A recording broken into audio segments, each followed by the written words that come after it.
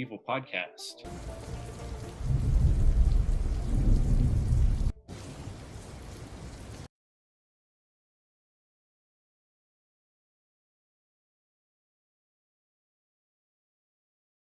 All right, and I'm live. Hello, friends. Welcome to the End Evil podcast. Evil is the destruction of freedom, just like it was last week and the week before. Thanks for joining me. I'm glad to be here.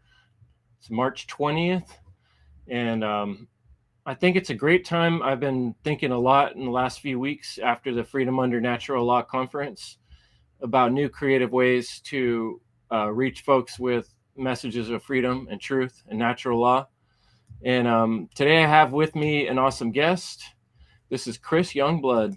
Thanks for joining us, Chris. Chris hit me up right before the final conference, and he's like, I do poetry. Can I make a contribution? And I've been trying to figure out how to connect and get him on the show ever since, and we managed to finally get it happening tonight. So thanks for joining us, Chris. How are you doing? Excellent. Thanks for having me, Chris. It's an honor to be here, man. Been a watcher of your content for a long time, so it's an honor to be on your show. Oh, I appreciate it. Yeah, absolutely. Yeah, it's just to me, it's always been kind of magical being able to connect with people that watch the show. Number one, it's amazing that there's people out there that actually watch it and enjoy it. It's like, all right, cool. Yeah. But several times, like the whole goal of my whole journey and mission with doing the End Evil podcast is to encourage other people to do this work as well. And so any kind of return on that investment, it always feels good. So I really appreciate that. So looks like we got Chris Nelson and Derek in the chat, and probably some other folks that haven't piped in yet, but I always appreciate seeing people in the chat. Thanks for joining us. We're here with you live today. I see Nathan in there too. What's up, Nathan? Nathan Webb, right on. Yeah. Happy equinox. Yeah. It actually snowed. So I live in the Chicagoland area. It snowed here. So I kind of made a joke like, oh, wow, it's snowing on the first day of spring, But it actually cleared up. It warmed up and the snow just melted like that. It was kind of crazy. So, man, I stayed in Chicago briefly much earlier in life, and it literally blew me away how cold it was. Remember wearing like 4 layers, like an undershirt, sweater, another one, and jackets. Sure. And it was like the wind would hit you across that water and you might as well be naked. Yeah, that was really cold. My experience in Chicago. It only hits you directly and at a certain angle. Like it likes angles in this town. You know what I'm saying? Like, yeah. Around the corner and around the corner, it's just bam. Yeah. But yeah, we definitely get all the seasons here. That's for sure. Which is cool. In its own right. So, have you been able to connect with any other like freedom-minded individuals or natural law following folks in your area at all? In my area, like I'll talk to people about natural law. Like I know what's his name? Lives in Chicago, the Chicagoland area. He was at the Funnel 4. I've been meaning to connect with him. Conrad. Yeah. Oh, right on. Yeah, Conrad lives around me, so I'd like to, hook up with him at some point. There's a gentleman that I've made friends with who lives near me, who actually does a lot of content. He's definitely about like what's going on in the world, but from more of a school aspect. He's a professor. His name's John Klychek. Some of you might have heard of him. He wrote a book called New School Order, and he lives like 40 minutes away from me, so that's another gentleman too. Check his work out. Klychek is Klyczek. But he also talks about the trivium method a lot too. Being a professor, it's cool that he actually talks a lot about the trivium method and how to use it as well. So, and actually a lot of his, if you've heard of Charlotte Iserbyt, he spent some time with her. He spent some time with her and really went into some of her files, and she showed him before she died some files that she had that he got to use for that work and that New School Order. So he's kind of taking the work that she did as well as what's the guy's name? John, the other guy who did kind of similar to what Iserbyt did. He was a former professor, Can't think of his name right now. I'm not the best with names either. I wish that was my department. Anyway, he kind of took Beats' work and his work. I'm sure someone in the chat will probably throw it in there. And he kind of went with it, what's going on now in the world and how. Oh, Coleman? Yeah. John Coleman. Not John Coleman. I know John Coleman, though. He was a guy who wrote about Tavistock Institute. Right. That's a different guy. Okay. Yeah. But let's see if someone said it. No one put it in the chat. Anyway, but he took his work and he's kind of seen what's going on in the school system right now and is going, goes through that in his book and how kids are like now putting on wearables and how AI is being integrated into the school system and curriculum. So, which is not good to hear, but in the end of his book, though, he talks about the trivia method and how that can be brought back. So he offers solutions at the end of his book. Well, that's good. I mean, largely, it blows me away in all the alternative media that I look at, like how rare it is to see anyone that will go to that last kind of solutions. Like you're going to present all these problems, but then not offer people any kind of solutions. I always find that a little frustrating. It's rare to find someone that will go there.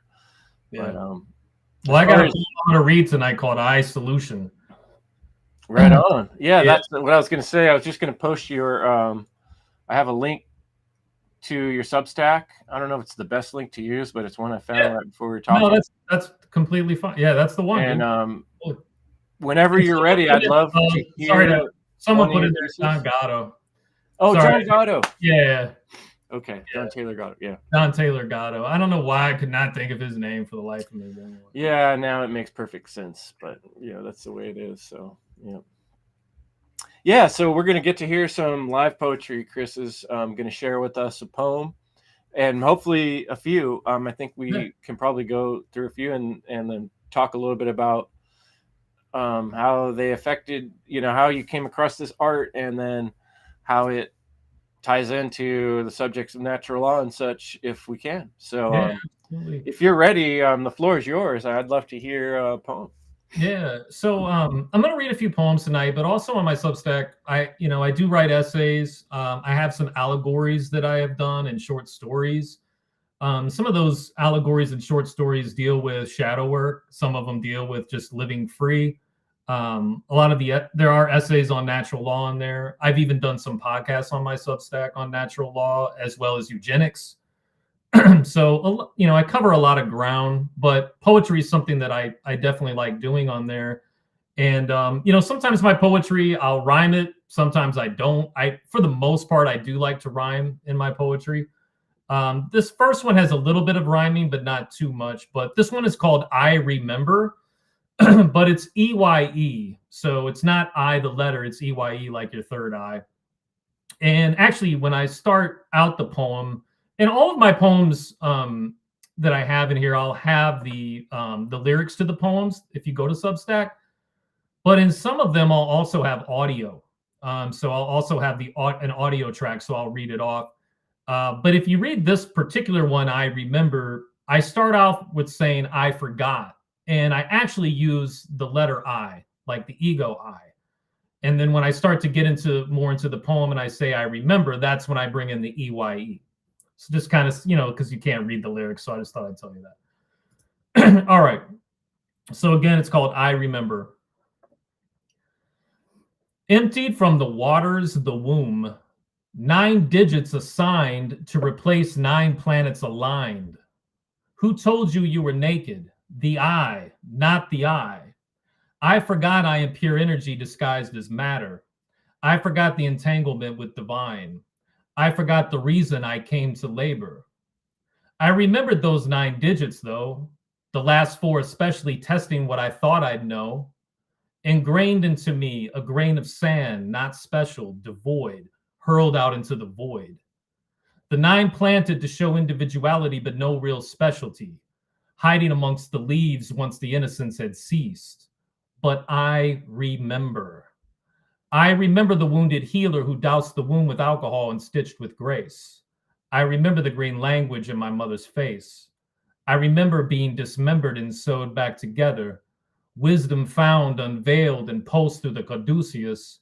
I am the hawk in the tabernacle, and I pierce through the veil. I am not material, nor the sum of my mistakes. As the storyline changes, so the director. The sum of all in the now, truly meta. Endless possibilities with the moral compass. Objective moral power meets entropy moral decay. The whitest teeth meet skid row fangs. Strength in one, strength in the many, not digits. Quantifying quantum, our fulcrum. I remembered. To heal the stone set on my fellow's heart. Spark the co-creator hidden within the bark. I remember the past is not written, merely hidden, healed at the speed of light to return and take flight. The light will illuminate those who open and burn those who close. But the free will of the observer has the choice which it will be. I am the cause of the effects around me. Caught the lightning bolt hurled freely, pointed into the temple, absorbed, redistributed 1,000 orbs.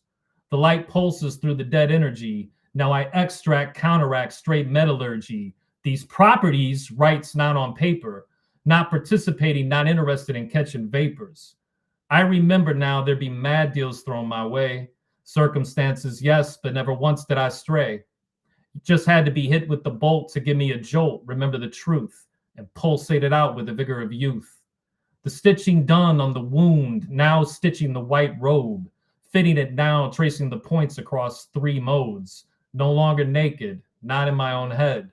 I remember to help wake the dead and live a life to keep spirit well fed.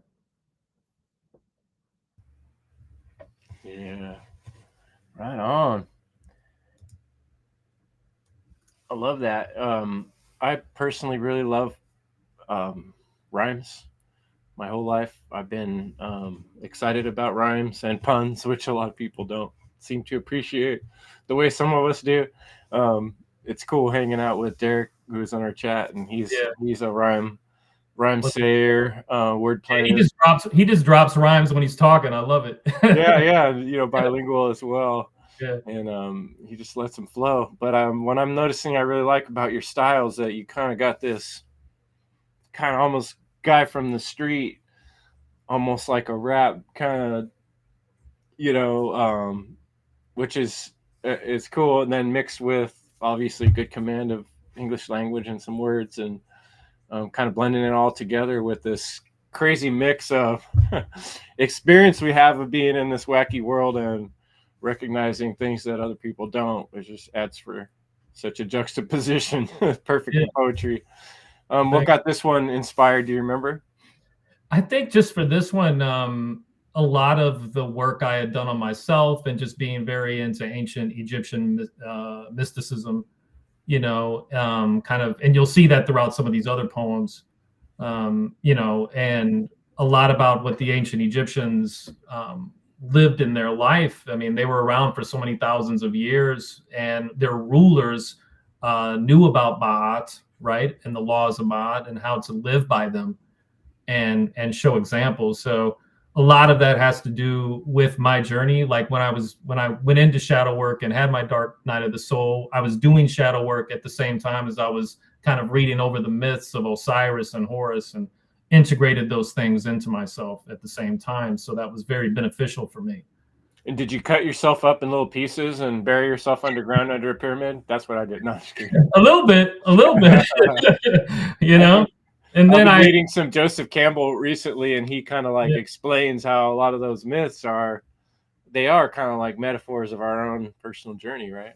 Absolutely. And that's the thing too. I tried to really, when I said remembered, I really one of those parts, being membered back together, right? And it was Isis that did that, right? So wisdom helped put him back together.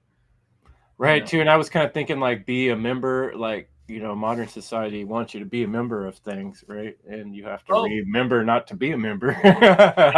Dude, you'll see, the thing is, it's crazy. When you get into wordplay, you see how much the word spell is there and how, the pure form of the word or the pure form, and I'll get into this later when we get into some of these other poems, it's, been inverted. And that's really what evil is. It's an inversion of the good, and it's not creative, right? Because it's taking what's already there and inverting it. It's not adding anything new. So yeah, they can absolutely do that and take the words from the original meaning. And what I'm trying to do is bring it back, to the pure, the form of it, so that it can help the person who hears it go more into their pure form. I've been just having some flashbacks of a memory of a game show I used to watch with my folks. So it would have been pretty young.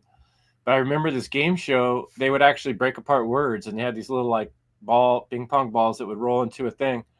And they would have like 3 letters like INT or, tend, TEND or something. And then like knowing whether those root words are Latin or, being able to figure out words was like, I don't remember how the game worked, the game show, but it kind of stuck in my head over the years because my dad was real into wordplay and looking up words in the dictionary and looking up the etymology. And just like those little ping pong balls rolling around in my head, whenever I hear especially bigger words, I find myself taking apart the pieces and seeing where does that piece show up in another word somewhere else. Take a word like introspection, right? You can say intro, okay, like an intro of a book, or into, right? And then you say spec. What does spec sound like? Inspect, circumspect, I suspect. And then chun, and think of all the other words in chun and how it shows up, and you can really like, I've many times found a word that I didn't really know what it meant, but just by going through and breaking it in pieces, I was able to kind of discern what it probably means. And then you look it up and it turns out, well, it's pretty close, Yeah. And doing that, it allows you to take apart these words that have been spun through history, through various iterations, and kind of like re-put them together in a way that makes more sense to us. And I really love doing that because I think it's part of the magic and the sorcery behind being a truth teller in this world is reinventing our language. Absolutely, 100%. And added to what you were just talking about, and like the many things that a lot of us learn from Arpaccio, but etymology, he definitely had a grasp of that. Obviously, him, he grew up learning Latin, and so that kind of also with etymology and just kind of looking at that really helps you learn kind of the history of words and where things kind of connect too. Yeah, like the sword, right? The word is our power in this world to change things, and you put that S in front of it, it kind of exemplifies that it's only one letter away from really cutting into something. Well, and the throat and the tongue, I mean, the tongue is like a sword, Right. Every war that's ever happened in history starts with propaganda, right? I mean, before you can motivate people and get them to fight, you have to give them a reason, and that all happens by broadcasting messages and stories into the world. So, absolutely. Yeah. And also freedom. I mean, look at Tom Paine, and Common Sense and what that did and how that, the swirl around that, and how quickly that book sold, or pamphlet at the time sold, Yeah, that's one guy that really lights me up in history. I've always been very interested in Thomas Paine and his story, especially that bit where, he's here encouraging this whole revolutionary ideas and probably writing a lot of the documents that other people claimed. And he was definitely, it seemed like one of the most prominent writers about freedom during that time. And it does seem like his voice kind of got dulled to some extent in order for people to make these ideas sell to others. But then he kind of gets like things calm down to an extent with the whole American Revolution. He goes to France and gets involved in all the business over there. Yeah. And the same revolutionaries that, were starting shit based on his writings now want to string him up. Yeah. And chop his head off because he thought they were going too far with things in terms of killing the king.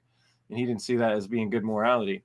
So, I mean, there's certain things about his life and story that show that he was like a pretty hardcore personality and character, and he did things based on like a deep knowing from inside himself, not because it was attractive to the crowd, because a lot of people did not like him, especially what he wrote about Christianity and religion. Yeah, he definitely died in obscurity, and lived a very lonely life there at the end because of what you just mentioned. Yeah. Right. So being a truth teller is not always fun or exciting, but it's authentic. yeah, It's authentic. All right, let me go to this. I'll go to this next one. So right on. this next one, actually, these next three that I'm going to read, I started on January 1st doing like a poetry project on Substack, where I'm doing 12 poems, and they're all going to be audio. So it'll have the lyrics, but it'll also have audio. I've done 9 so far, so I have 3 more to go. 12 being an auspicious number, that's why I chose 12. But I started that on January 1st. So if you go to my Substack and you anything from January 1st till now, you'll find those 9. There are 3 things I've posted those since January 1st that aren't part of that project. So if you do want to follow it, the 3 ones that aren't part of that is one's called Intermission. Another one is a little podcast I did, like a 10-minute called Who Will Spray the Skies. And that is actually about I won't go into it much, but like, we get this question about who will pave the roads. So I kind of flip it on its head and say, well, who would spray the skies? Like, who will spray the skies? It's us that does that, right? Bill Gates isn't going to go up there and do that shit. And then another one's called A Stage Fusing. So those 3 don't have anything to do with the project, but so these next 3 are going to be from that. And this one's called Quintessence. And some of the things that I'm doing when I put these poems in, I might choose like the number might have something to do with it. So Quintessence was actually the 3rd poem that I did in this project, but I released it on January 5th. So Quintessence, you think of the number 5, right? So I'm going to go with this one now. So again, it's called Quintessence. The 5th element, 5 senses to stay relevant, mixed it up from the mix-up, broke it apart from the breakup. The watcher had to shake up the loose fit of the makeup. A walking conglomerate, General Electric, the original dimension, the metric. Imparting divine will to the sons, the truest asset. To the so-called rulers, I'm offensive like Tet. Because I smell of natty law, freedom, and morality. They spray cologne through the water hose with followers slaving a salary. But the stench stays while my brothers and sisters walk through their maze, turning a dark phase into glorious days. Like Isaac Hayes, we stand accused of loving. Man's inhumanity to man is why we're bugging. Spread the love, spread the word, let the dam be broken. No more hoping, live it because you're chosen. Or you chose, maybe both, embody Thoth. Wrestling with Kronos while Saturn wants to tap in, not letting it happen. Pull the figure 4 corners move, and he serenely submits to the middle groove. My young love of Sherlock Holmes and MCs dropping math was a forerunner to the trivium and quadrivium path. I've traced the steps all the way back to that place near the river. In this life and the ancient one, they're connected, the 8th figure. I hope this finds you and primes you for the task and purpose, and repurpose the gifts from the past to the surface. Consider me the master of ceremonies, bringing forth honestness. I'm a hermetic MC. I drop mercurial consciousness. Yeah, like a diesel automatic with a natural lawyer. I love that. Yeah, for sure. Yeah, I love that, dropping it down. Yeah, and some a lot of this is somewhat spoken word poetry, right? So like you said, it might have kind of a street kind of feel to it. But I'm very much inspired, hip hop I grew up on, but I'm very much inspired by like William Blake as a poet. He was very much a hermetic poet, in his work, but my style was completely different than his, right? But still very much influenced by him and his work. Yeah, yours has this kind of fun, modern, subtle sarcasm and little like hints to aspects of our society that are crooked and weird and wrong and backwards, So Yeah, like that quintessence. I've just been recently. I'm doing some writing myself and going back through some of my work on the Tesseract, what I called the 4D light cube, and I did this presentation back for Seed conference that was I remember that, describing all the walls of this. I thought a lot about that, the imagery, and there's a YouTube video, and all these little like boxes drop on everybody's heads. I think everybody's seen this by now. In Shadow. Yeah. And just like that, we got these boxes that are formed of all these aspects of our culture that indoctrinate us, that culture us into being, that grow us into the beings we are, because we're not starting from the beginning with our creative word and being encouraged in that direction. I'm curious for you in school and growing up. Obviously, you always had a flair for language and words. Was that encouraged by your community and your educators, or not? How was that experience for you? No, not really. I mean, I sang in high school. I was like in the choir and stuff too. So I did that. I played in band in middle school. I stopped playing in band because I did sports in high school, but I did still sing in the choir. So I did do. I still participated in those kinds of things. But as far as poetry, no. I mean, that really wasn't something that was encouraged. That was something I kind of just on my own, and that was when I was writing in notebooks. And throughout my 20s, I actually would do spoken word. At the time, I did it at some clubs, and my name back then, I had a stage name. It was Friction. That was the name of Friction, which actually came from a De La Soul song called yeah. So it's actually there's a De La Soul song which I love called "I Am I Be." And at the start, it's all these people saying, I am this, I be this, right? I am, they'll say their name, and I be this.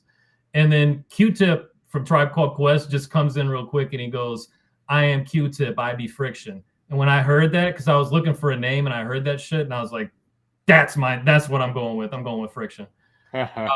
Yeah, but now, the name of my publication is Youngblood Elixir.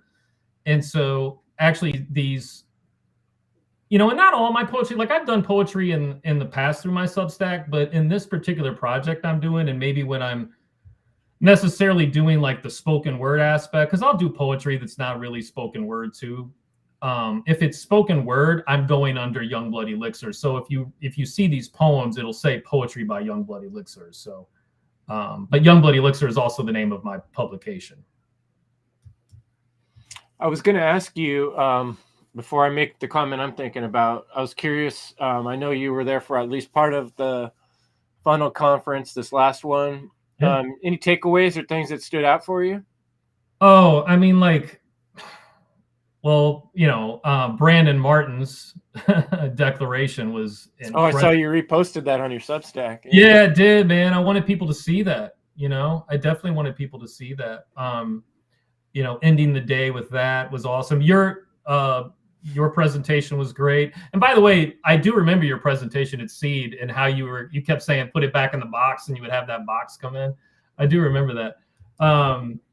It was, I think it was, what was great is, and I know that you were looking to do this as well as a lot of the other people. I know this was big with Leslie, and hi, Leslie, I see you in the chat, is getting people inspired, and it definitely inspired me to keep going and to act, and, maybe to start putting forth more videos on natural law and getting back. That's the other thing I'm going to do too. When I'm done with these 12 poems, I'm really going to get back to focusing specifically on writing about natural law.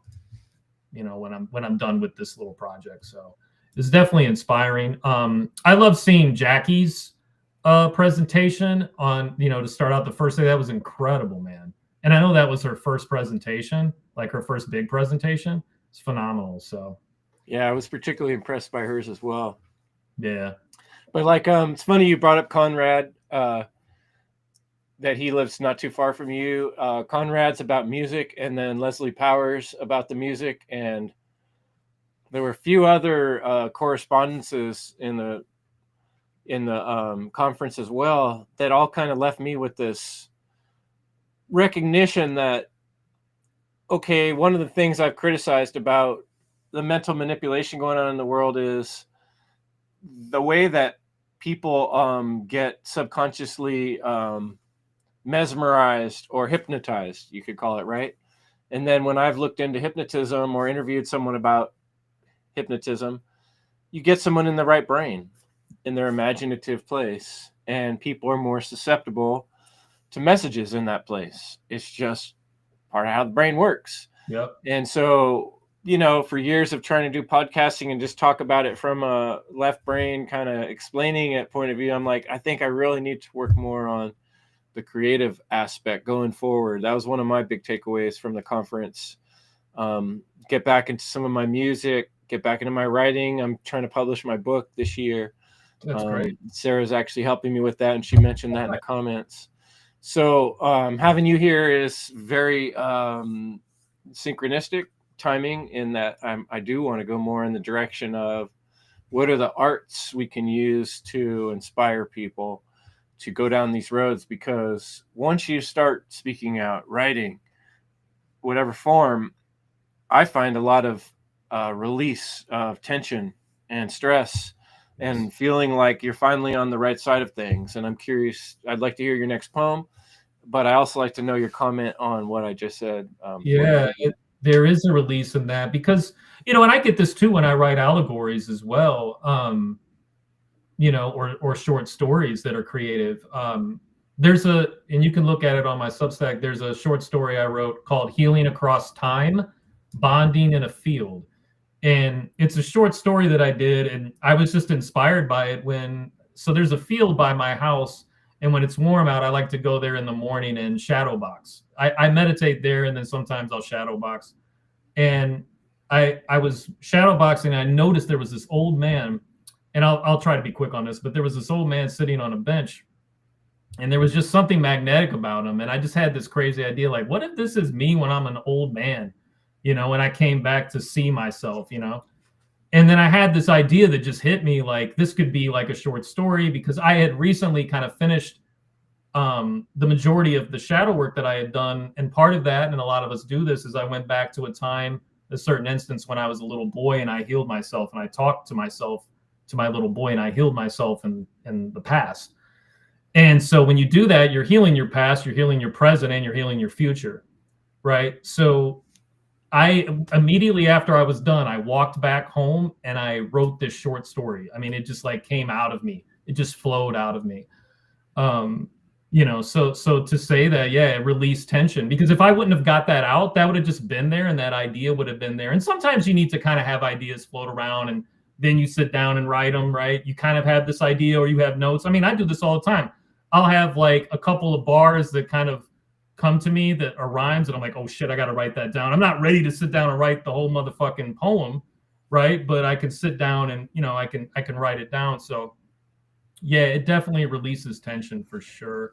And the other thing I'll say about that before I get to the next one is, I love that you're doing that. I love that you want to write again, Chris. That's awesome, dude. And the other thing is, like, we're all not just one mode, right? We're all not just left brain. We're all not just right brain. So we have a lot of gifts that we can give. I mean, there's musicians here too, right? But also they put out content, or they put out presentations at the Funnel Conference or Seed or what have you. So, being a holistic being, you can offer a lot of different gifts to the world, not just one, Yeah. And real quick before you get into the next one, I'm getting the feeling that you train in terms of some kind of boxing self-defense, kind of the look of somebody who keeps their body in shape and doesn't put up a lot of crap. So I think that's a huge important thing too, that I find very inspiring as well, is to walk into the world with that confidence of somebody who practices and prepares for whatever situations you might encounter, right? Absolutely. There's a difference between kind and nice. You know what I mean? Absolutely. Yeah. All right. So so the next one is Infinite Rambler. And this one was actually poem number 8, right? So when you look at the number 8, it's infinite, right? So again, this one's called Infinite Rambler. And when we're done, I want to talk a little bit about, so the first line that I say in here, and I'll just say it because it's one line. The first line I say in here is, the only flags I see in my fellow man is the symbol of Netter. And when we think about, right, there's the flags of all the states, right? When we see a flag, it's like, what state is that? And I'll get into also when I'm done here about that word state of mind, right? And when we see a flag, we think state, right? Well, the original symbol for the netters, right, which is the Egyptian gods or netter, right, which the etymology is to nature, and the netters were elemental powers, right? Elemental powers both within nature and within you. You know, the modern term would be an archetype, right? But it was a flag. You know, it looked like a flag. It also looked like an axe, right? Because it basically was like a pole with cloth streamers attached. And if it was drawn out, of course, we didn't have photos back then, or we're not seeing. We see them in hieroglyphs or what have you. It can look like an axe. And I actually use the word axe in here. I use the word axle as well. And when you think about an axle, right, that's being centered, right? Whatever it is, whatever tool you're using, right, the axle keeps it centered, right? And you can swing the tool. So I also have a little double entendre that maybe you'll catch with when I say axle at some point. But anyway, all right, so I'll start. So the only flags I see in my fellow man is the symbol of netter. Give them the key to shed the fetter.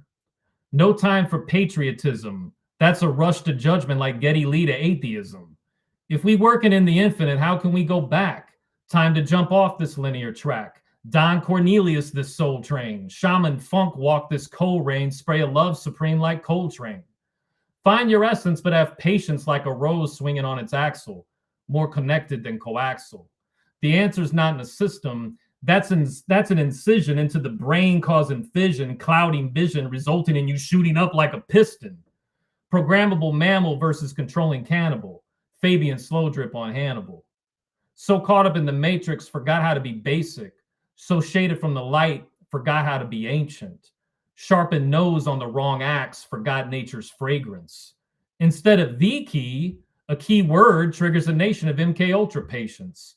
On Radio Free Europe stations, they spread tyranny of the majority, infiltrate privacy to predict trends like a report minority. A whore they be. Jack up this pirate radio, no fee on these waves, be it air or sea. My C note, message in the bottle will sting like rays. That's my wealth, not a C note. The seeds note what grimy mud cultivated the free quote. Not a death pledge, a mortgage quote created by funny money company men folk. Honor, infinite, the subtle spirit that never dies. As long as humanity hears, the call will always arise. Censorship on the rise, so I guess we go back to word of mouth. I'm down, my axe is sharpened. Let's go chop wood and start a fire. So our offspring will create a wellspring and hold tight to what is higher. Our legacy will step off into the new frontier, not a where or when, but what has always been near.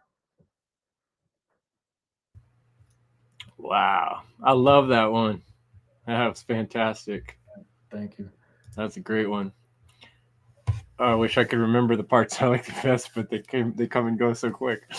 Yeah. Did you catch like I said, Axel Rose. Axel Rose, right? Have patience like a rose swinging on its axle. Yeah, I did. That was good. And I threw in more connected than coaxial. But yeah, like back to what I was saying with the netter. So, think about like a flag, right? And you see it immediately and you think state, right? So you think like, what state? And now your state of mind is, and when we think about government, right? Meant mind, state of mind, and so really your original state is your connection to the divine, right? Is your statement to the world? Yeah.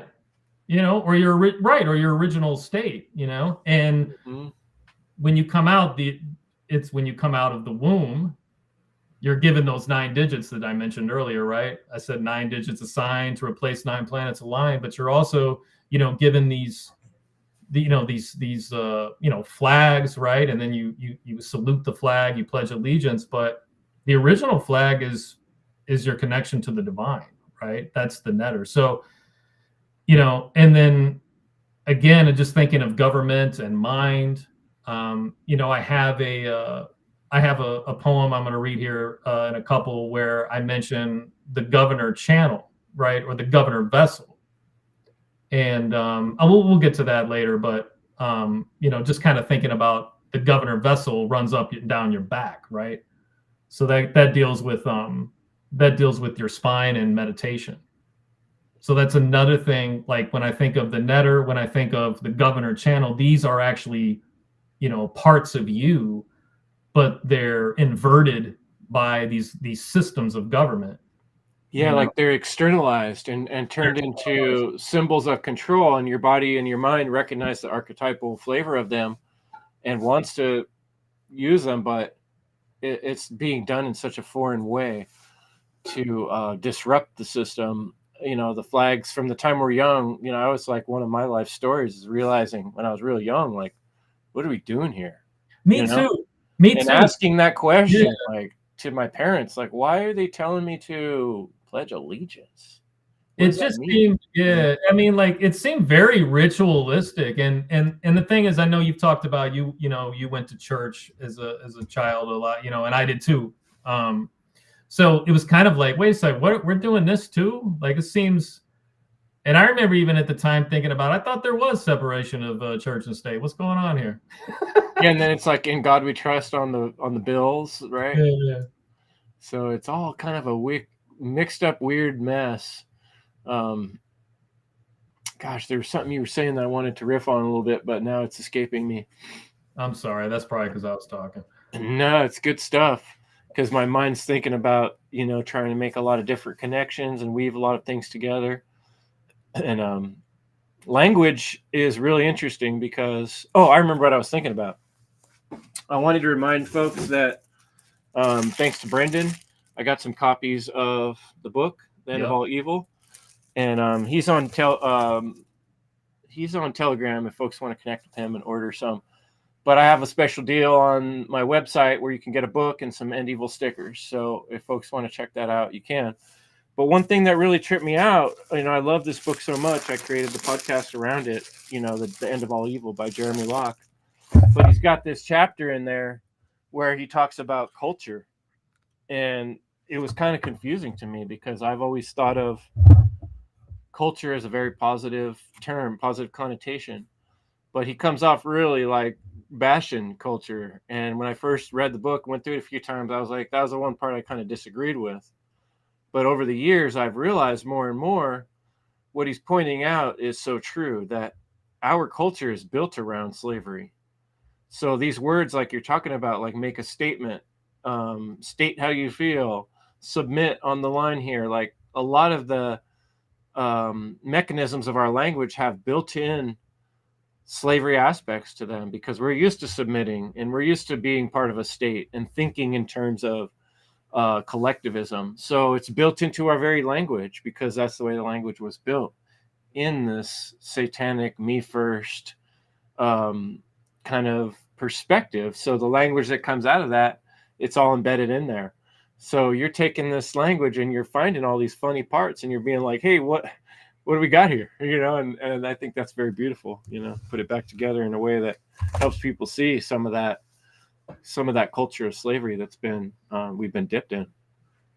And even down to the minutia, when I mentioned when I was talking about the 9 digits of sign, talking about your social, right? That's basically what I was like referring to. And I said something like, I remember those last 4 digits though. What I thought I should know. And basically what I was referring to, and you're around my age. Did you go to college, Chris? Did you go? I didn't. I got to visit a few of my friends in college, and I realized that wasn't the path for me. No worries. I dodged that bullet. You didn't miss anything, but no, I did. And at that time, and that's why I was asking if you're saying you're around my age, because at that time, like when you wanted to see your tests, you weren't, there were no apps. You were not checking it on your app your or anything. Scantrons. Yeah, you were basically like going to where the class was, and it would be on a wall, and it'd be printed out. But how you would identify who you were was the last 4 digits of your social, and they would say, well, that's so, if you got a bad grade, nobody else is seeing and shit. But it's like, it's kind of like it's just numbers, like you're just a number on there. You know what I mean? Mm-hmm. Yeah. So that's what I was referring to there. Absolutely. Yeah. But all right, so this next one is I solution. So just like I remember, it's I solution, EYE. And this one also is part of the actually is this one? Yeah. Yeah, this one is part of my my ongoing 12. All right. So all right. Yeah, all right. So I solution. I'm Horus, driving the Millennium Falcon solo. Went for external gold before I ran into Rune. Creative principle turned me back around to rescue the rebel moon. Killed the death and explode the star to white light. Taking flight and breaking fight. I heard them say, I don't get him. No worries, the puzzle's for 4 chakras and up. Starting in with the gut. Go from the smut to ever cinematography nut. That spine tingling, mingling up the shaft got me walking tall like Shaft, protecting and serving my hood while showing the benefits of wood.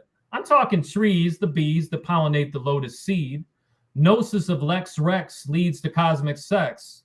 Natural law and order, the ideas to text. Went from a tabula rasa to an emerald tablet, walking erect. Added water solution to the eye, the fish lens Christ oil effect. Man's law about as natural as Ozempic thinner. I pay no mind because I'm a bald pharaoh and a gunslinger. Yul Brenner. That means I'm working the Nile through my magnificent seven. My bread's always coming unleavened. The chosen ones always suffer first, then thirst in the desert for an oasis. Champagne supernova occurs, lights up their faces. Two brothers of the same source fighting, opposing forces unionized, white lightning. A walking solution in the realm of matter, the higher self not scattered, but always present. A fire so potent, descendants will smoke the resin. If they burn down the library, the records are still in heaven. So I'll be solo in this one and OB1 in the next. Either realm I'm moving evolution along with no dark force, just the blue lightsaber, the throat, the tongue, thwarting the dark horse. Yeah, Truth Jedi.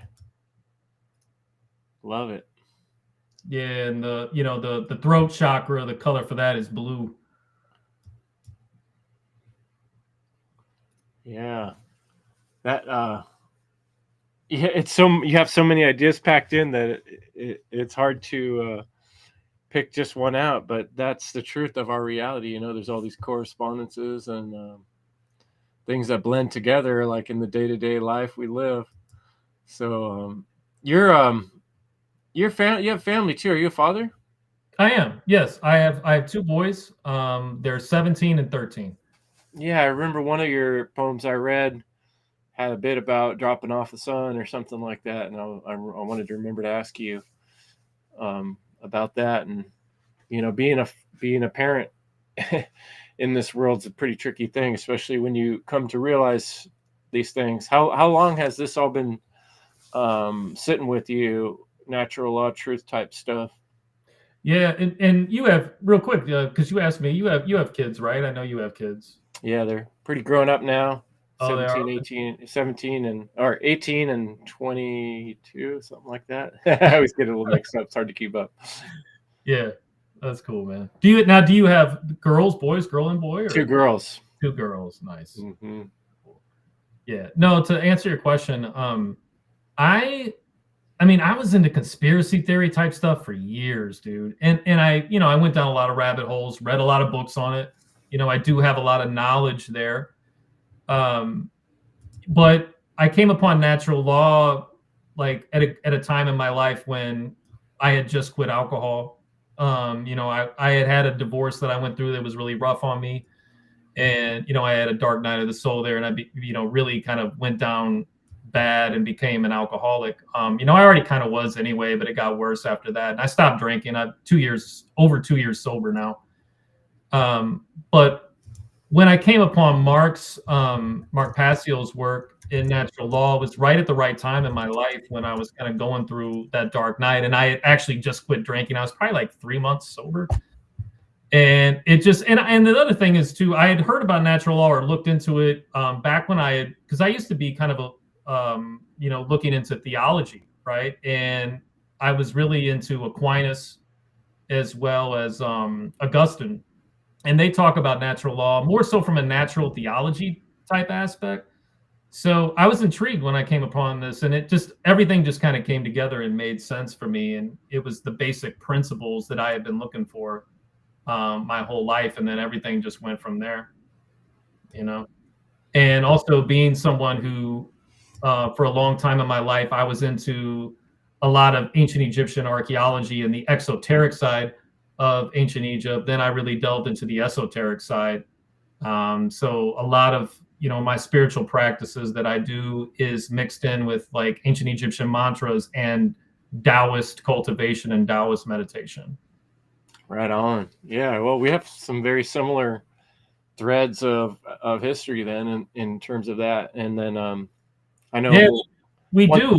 I know that I'm sorry to cut you off, but I know that you talked about how you grew up. I think your dad was a preacher and you grew up Christian, and you've still taken some things from that, even though you're not a Christian anymore. And the same thing here. I grew up in a Baptist family, dude. So, I definitely learned my Bible. And the thing is, like, it's good because I can kind of remember some of the verses that are worthwhile, and a lot of the teachings that Christ did put forth, whether he was real or not, there's truth in a lot of them. So, right. And, same is true of so many spiritual practices, and that's kind of why I'm trying to find a way to differentiate spirituality from religion, because too often they get converged into the same thing when they're very different. right. But some of this art bridges some of those gaps. I think some people that all of the rhetoric that's out there forces people into thinking left or thinking right or conservative or liberal or whatever. But when we do art and music, it transcends some of those boundaries and allows people to hear and listen to things in a different way, is my hope. So really want to encourage. Esoteric language. It's an esoteric language. It speaks to the heart in a different way.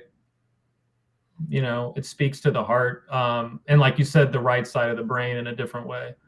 But it speaks truth in like the thing about art is, sometimes, and I do this sometimes in my poetry, it can really just kind of just get to the heart of the matter, right? In a way that is profound, that hits you, and I love that. I love that about art. I mean, a lot of different art, there's movie directors that I love that would do that, so that's something that I've always thought about when it comes to anything artistic. But I mean, even like the way that presentations can be so artistic. Like you look at someone like Nate Cap, the way he does his presentations is beautiful. Yeah, the aesthetics are very dude, thought out. Yeah, dude, all the way through, every little bit. Yeah. Well, I mean, I think it's an encouragement to anyone listening. Whatever forms of art that you might be working on, like, be inspired. Use those to share with the world, and it actually is a self-growth process that we go through when we learn to express ourselves in the most honest ways that we can, and sometimes those transcend just literal words, right? And I've done so many episodes on symbolism, so this all ties in really well. But I think I can tell that people in chat have been really enjoying your work, really appreciating what you've been sharing. So maybe you can do one more before we wrap things up tonight. You got one more handy? Yeah, absolutely. And the other thing too I'll add to that is making it kind of your own style, and you're bringing out your own, and don't be afraid to do that. And even have a little fun with it, or comedy, or throw something in that might be like a pop culture reference, but yet goes with truth. One example I have, it's not the poem. I won't read the whole poem, but one example I have, I was talking about ancient Egyptian spirituality. Now, Chris, do you know who the famous NBA, he was an NBA Hall of Famer, played for the Lakers in the 80s, James Worthy? No. You don't remember James Worthy? Okay. So James Worthy, when I was growing up, like, he was one of my favorite NBA players, and his number was 42. He played with Magic and Kareem, so he was on the Showtime Lakers. And I just really, I dug him. I thought he was smooth. Like, I just liked the way he played. He's like one of the few players that could wear goggles. Like, he wore goggles his whole career and actually look cool in them. You know what I'm saying? So I had this line here because again, when you think about Ma'at, there's the 42 laws of Ma'at and being worthy of that. Is your heart as light as a feather? And so I have this. And by the way, he had a really cool finger roll. And I play basketball still, and I played in the past, and I still play. So I have this line here, but this is like a way to like say something, but also have some fun with it and be funny at the same time. So it's like, I'm worthy of 42 for two reasons. Number one, my heart is light as a feather. Get Thoth on the scroll. Number two, like that Lakers Hall of Famer, I got the crazy finger roll. You can call me Big Game James, but this isn't a game 7. This is 7 steps to heaven. So shit like that,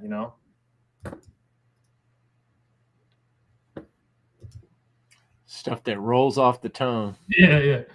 But he was also, his nickname, because I said Big Game James, his nickname was Big Game James because he had a lot of big games in the playoffs. And my middle name is James, so that was kind of like a little thing I threw in there. And I agree with Henry. I see Beagle Eye. Yeah, I agree. Lakers, boo. I'm with you. I'm with you. I'm a Bulls fan. I'm with you.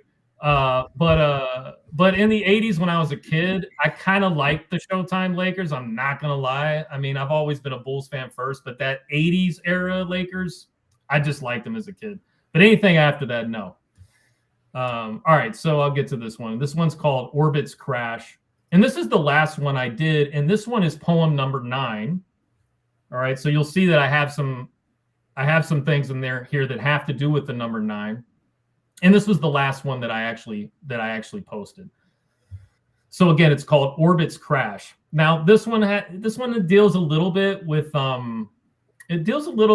tantric stuff. So, but again, it deals with creation. And I think that there is some beauty in tantric sex and understanding that there's an esoteric side to that as well. All right, so I start with this one. The only governor on the vessel runs up and down the back. No state with a whip crack or agency pushing crack. Just the intertwining subtlety of essence felt, pushing boundaries through inner Van Allen's belts. How many times does Pluto have to prove that it's legit? The genius of a world sick. Poetic magician, but won't consume yeast or eat crow. Lee is a decent gene when showing good camel toe. Some ham and ho about multiple tantric shows. The ignorant just call them hoes while steady wet dreaming about Rome's bathhouse rows. It's India and 7-Eleven, open 24/7. Embracing the unknown, erasing the taboos. Families about done raised, so this sun rays at you.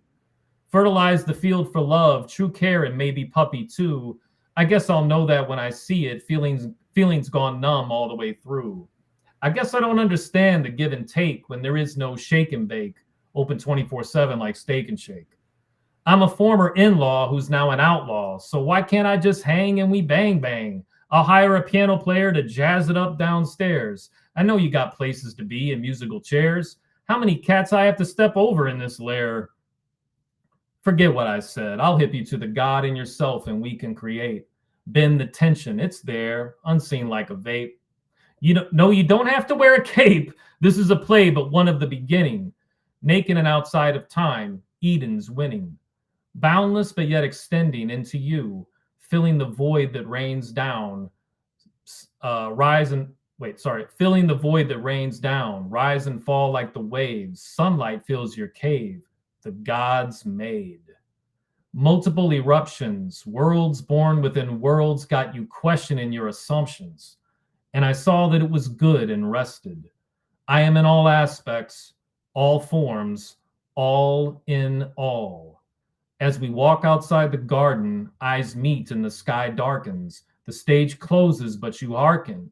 Please don't be ungrateful if I don't answer. We would turn a beautiful thing into a cancer. It would die. We created eternity. Like Hendrix saying, if 6 was 9, call this a rehearse. Maybe in another realm we'll reverse.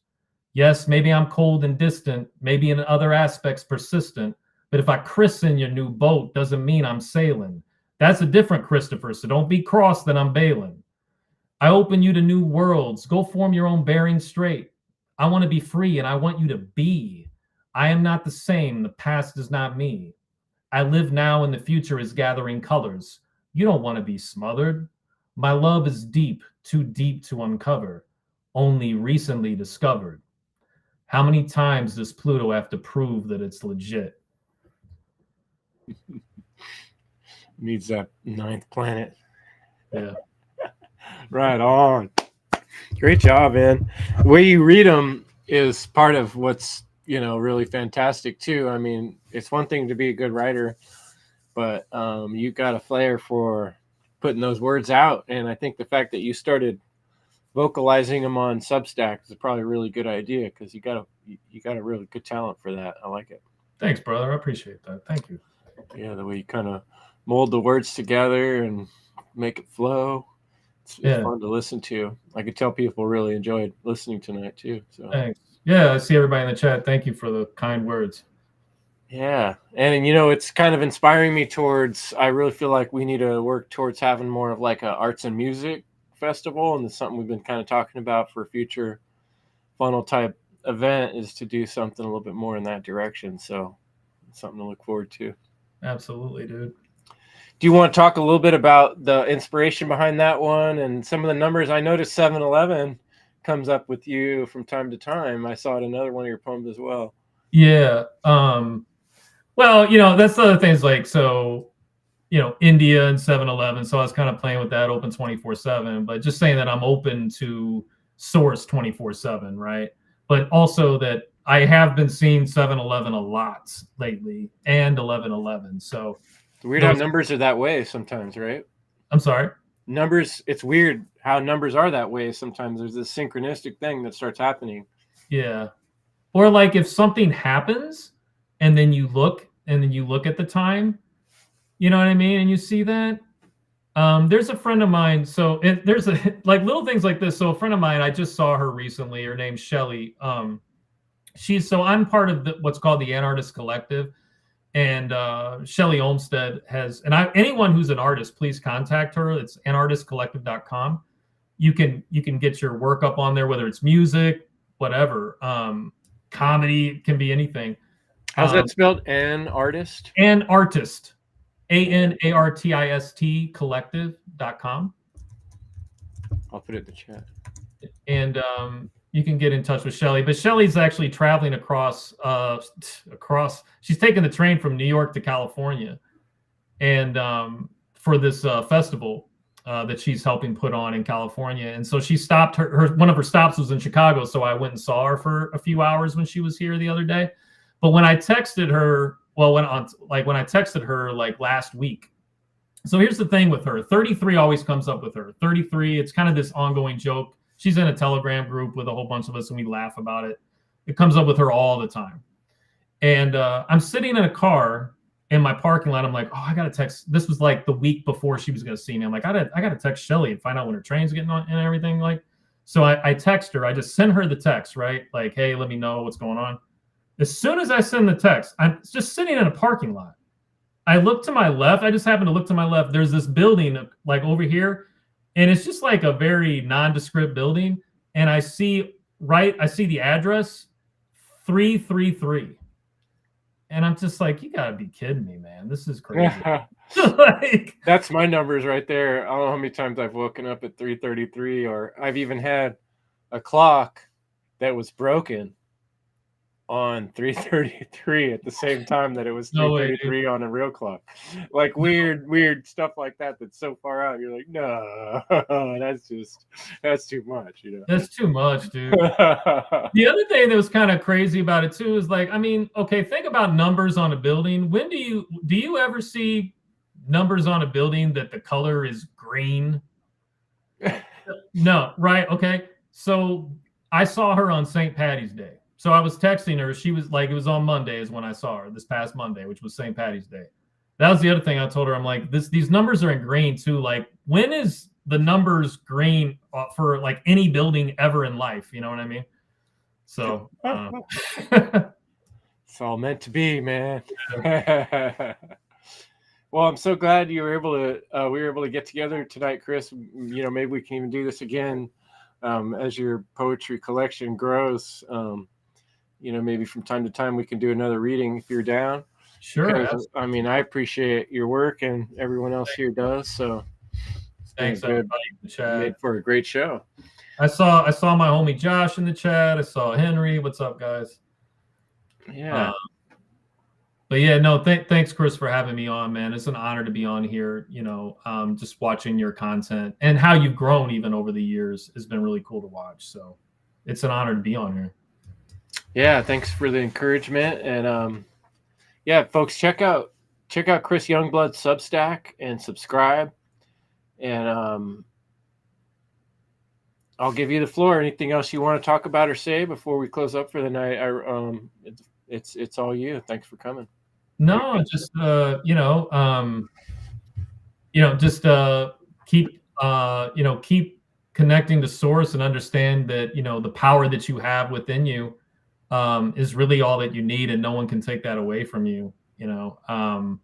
That's kind of what I try to put forth in my work, as well as that we are the microcosm of the macrocosm. So when you have a lot of people that know that about themselves and truly know that and stand in that and understand natural law, you really have a strength there that cannot be taken away. And that's I know why we're trying to talk about those basic principles, because when it all comes down to it, it doesn't really matter like how much you know about conspiracies going on. If you're strong in yourself and you're with people that are strong with themselves, nothing can stop that. And also just I think that we're and I'm hoping to live a long life. Like I take care of myself, so I want to live as long as I can. But I think that we're going to see here in the future, it's going to be a different kind of thing where people are going to understand the power in themselves and understand that there's a lot of supernatural aspects to their own abilities within them, and they can discover those things, and you can't quash that. Yep. What do they say? Reality is stranger than fiction, and I find that it is, dude. Find that to be true. But the universe is looking back at us, and it wants to see what you got. So let's show it, folks. This is your prize. This is your life, and this is your time. So do something inspirational with it, and be inspired by Chris's work. And I hope that lights a fire under everyone. Thanks for everyone for coming tonight, and we'll see you next week. We'll be back with another show. Thanks, everybody. Thanks, Chris. Take care. Much love. We'll be in touch.